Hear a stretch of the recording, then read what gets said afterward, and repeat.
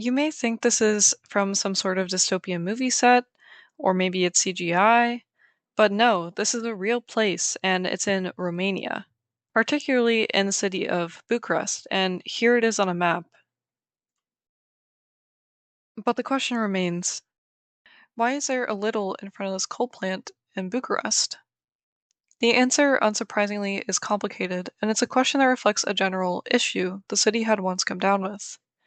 Now, this is what Bucharest, Romania looked like in the 19th and early 20th centuries. But today, walking around its streets, you can find sights like this. Not only that, but most of these beautiful buildings are completely gone, nowhere to be found in the modern day. But why? To explain, we need to delve a bit into the recent history of Romania's most important city, Bucharest. This city, once nicknamed the Little Paris of the East, was an emerging state after they had gained independence from the Ottoman Empire in the late 1800s. Afterwards, the state, headed by their new king, Carol I, had two main motivations. To one, shed Ottoman influence, and two, to align itself with Western Europe. At the time, France was a shining example of European idealism, being a nation filled with beautiful art and intellectualism. France was even one of their biggest supporters in gaining independence from the Ottomans.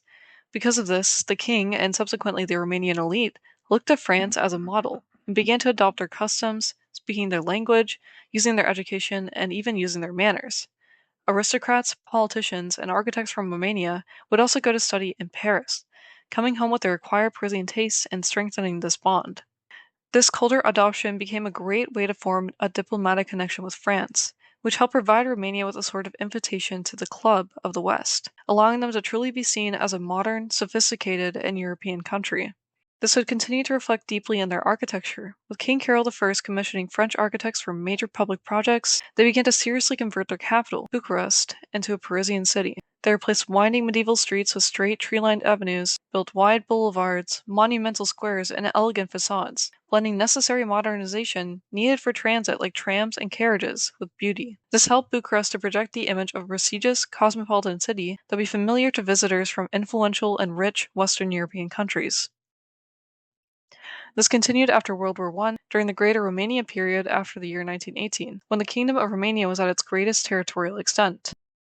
Over the course of the next interwar period, they bought even more public projects in Bucharest, large boulevards, monumental facades, and cultural institutions. This is starting to seem pretty grandiose, if not a little excessive, but it had a very important function at the time. Romania had a strategy, you see.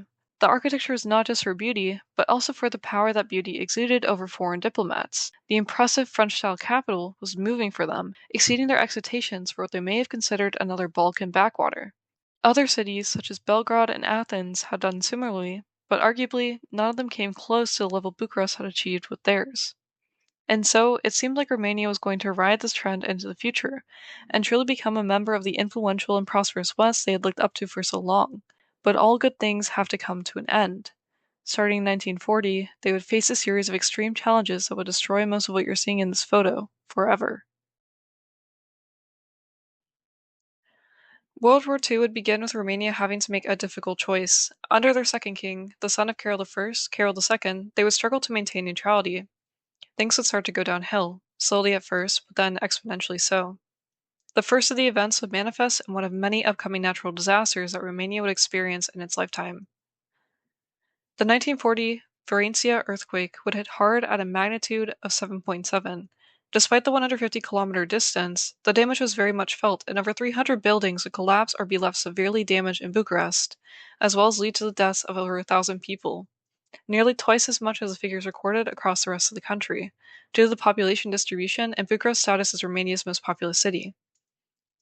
Modernist interwar buildings, which unfortunately were also the main category for a lot of apartment buildings, would collapse first, due to their construction being made of weak concrete.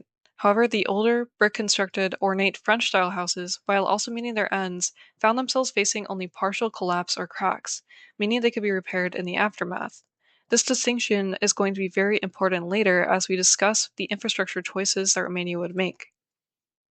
Post-earthquake, alongside the threat of the Soviet Union, as well as concerns about how they're going to do something about their territorial losses, a successful fascist coup would emerge and cause them to resign their neutrality and join the Axis powers. They would ally themselves against some of their previous role models and start to make enemies with countries that had much more sophisticated and prestigious military power. In 1943, just a couple years before the war ended, Romania was facing bombings from said enemies, which was destroying many railways, oil facilities, and entire blocks of Bucharest, including their historic residential areas. The tide of the war was turning against them, and with increasing pressure from the Soviet Union, as well as the apparent downfall of the Axis powers, popular support for the war had a decline.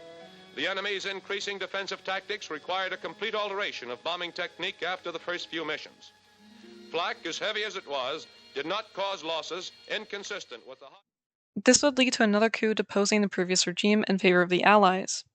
The switch of allegiance did protect them from worse territorial losses after World War II, but it did not restore it to Greater Romania, besides returning northern Transylvania from Hungary. And that should have been the end of it, but they did not get away that easily. In the 1947 Treaty of Paris, Romania's heavy involvement in allyship with Germany in World War II led it to face heavy fines and diminished returns. On top of this, the previous occupation of the Soviets and parts of Romanian territory would also produce a communist political majority. In the same year, the king would then abdicate and they would establish a single-party People's Republic, called the Republica Socialista Romania, or RSR. During this period, they had to struggle under the Soviet Union's control over Romania's main sources of income using Sovroms and war reparations. In the 50s, they did assert more independence from the USSR and eventually even had Soviet troops withdraw by 1958. Generally, from here on out until the 1980s, the country would have high rates of economic growth, as well as developing significantly with improvements in life expectancy, literacy, increased urbanization, and women's rights. However, this didn't mean that things wouldn't have their setbacks. And in the mid-60s, a man named Nicolae Ceausescu would start to rise to the ranks of the political scene in Romania. Once a member of the Romanian Communist Youth, he came from a humble background and spent World War II in various prisons and internment camps. He would become a favored individual under the previous socialist reign, and after the leadership died in 1965, he would gain the position of General Secretary. After gaining power, Ceausescu would curry favor by easing press censorship, condemning the Warsaw Pact invasion of Czechoslovakia, and presenting himself as a desirable personality for his condemnation of the Soviet Union and his vibrant nationalism. However, this would prove untrue.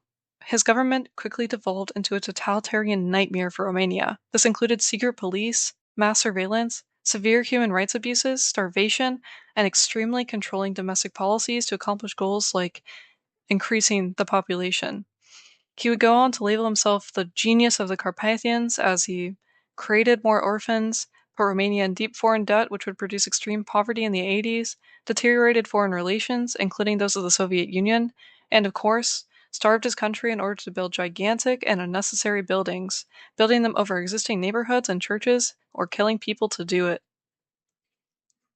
Inspired by his 1971 visit to Pyongyang in North Korea, he would push a massive wave of demolitions and rebuilding in Bucharest in hopes of creating a socialist utopia. Villages were modernized, demolished, and replaced with standardized apartment blocks made from concrete, famously labeled commie blocks by those of us in the West. In the city, historic districts were destroyed to make way for wider boulevards, his building projects, and socialist realist housing. After the 1977 Valencia earthquake, which was even more devastating than the one in 1940, things could only get worse. Over a decade of neglect for historic architecture left it extremely fragile and dangerous in the event. More than 1,500 people would die as 33 buildings collapsed, including both 20th century French-style buildings and newly built concrete apartment blocks. In the aftermath, it was seen as a necessary safety measure to simply demolish the historic French-style neighborhoods, even in cases where the buildings had not collapsed and were repairable. This led to an extreme razing, where more than one-fifth of central Bucharest would be bulldozed. 19 Orthodox churches and monasteries would be displaced or destroyed. Synagogues, hospitals, Art Deco or French-style 19th century buildings, and entire historic neighborhoods such as Uranus Hill were simply destroyed outright, with the regime forcing around 40,000 people to vacate their homes, sometimes with only a 24 hours notice, and occasionally killing them if they did not comply. His fascination with building gigantic, monumental buildings was a true motivation for all of this, with his new Palace of the Parliament primed to take the place of all the residential areas he destroyed. This gigantic administrative building would serve as a new heart of communist Romania, and he would starve his people to afford it. The palace was, by all means, colossal. It would span a 365,000 square meter floor area, with over 1,000 rooms across the 12 ground stories and underground levels. The interiors would be decorated extremely lavishly, with more than 1 million cubic meters of marble, 700,000 tons of steel, tens of thousands of chandeliers, carpets, wood furnishings. All of the latter were crafted from Romania's own resources. It became the heaviest civilian administrative building globally, and today it is only second to the US Pentagon in terms of sheer size. This extremely impressive but disgusting monument to the ego of their tyrant would be just one part in the revolution against his regime, and eventually he would be executed in a rushed but not unpopular trial alongside his wife. Today, though it is both a symbol of Romania's historical trauma and a functional building they use for government proceedings, almost 70% of the building remains unused, cementing it as a largely unnecessary and overly grandiose construction project. It is not hard to see what a shame it is that tens of thousands of people with their neighborhoods had to be destroyed for this. Even if it helps attract tourists today with its impressive and beautiful appearance, the old buildings that used to exist here were more reflective of the cultural heritage and previous ideals the country had strived for. His policies, which put Romania in debt, deep poverty, and economic stagnation, as well as funneled their money into megalomania projects, left them with a broken country. Bucharest, as well as the rest of the country, was living in an inefficient, overly centralized, and resource heavy system. After his execution in 1989, Romania was left with polluting factories, severely neglected or partially destroyed infrastructure, no real consumer economy, and a difficult road ahead to join the rest of the world in a capitalist market. Despite this, Romania did pull through significantly and has since become one of the fastest growing economies in Eastern Europe. Ceausescu's energy strategies were particularly limiting and contributed to this. Yeah, this I right here from the start of the video can be interpreted as a direct result of his policies. It was seen as important that Romania only rely on their own domestic energy sources, besides one tiny nuclear plant, which contributes to maybe 20% of their power. This reliance on their own coal, oil, and hydroelectric power was designed around a centralized and resource heavy system, not efficiency or diversification. Closer to the modern day, their pledges to switch from coal have been severely delayed by bureaucracy and resistance from local interest, even though funding from the EU is available to make the switch to alternative energy sources. The Russian invasion of Ukraine in 2022 also created an energy crisis which led Romania to even restart their idle coal plants for the sake of energy security, showcasing their self-reliance in the wake of an extreme political meltdown, even if it has to be on an outdated or inefficient system. Still, they are focusing on expanding the Cernavoda plant, using offshore Black Sea gas, and building renewables with the hopes of phasing coal out entirely by the 2030s rather than abandoning it too quickly. This pragmatic and forward-thinking approach has been vital in Romania's post-communist history, and today we can see how much effort has been put into restoring previous cultural interests. Thank you for watching. I'd like to thank my lovely friends on screen right now, as well as my supporters on Patreon. I know I likely missed and skipped a lot of important facts and context, so please feel free to comment anything you would have liked to hear me mention.